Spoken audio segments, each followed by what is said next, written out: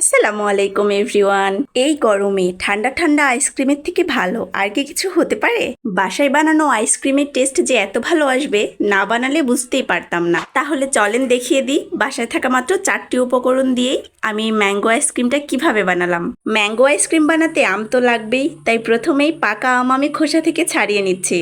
এই দেখেন, মায়ের সব কাজে কিভাবে হাত বাটাতে হয় সেটা রিমসার থেকে ভালো বুঝি আর কেউ জানে না।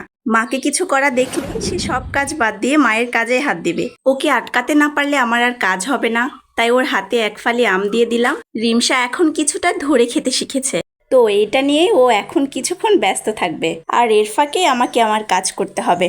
এখানে আমি 3টা আম নিয়েছি, আর সবগুলো আম আমি এখন ব্লেন্ডার জারে দিয়ে ব্লেন্ড করে নিব। ব্লেন্ড করা হয়ে গেছে মানেই আমার প্রথম ধাপ শেষ। এখন আর মাত্র 2-1টা কাজই বাকি। এই দেখেন, এইটুকু কাজের মধ্যে আমার আবার উঠতে হলো।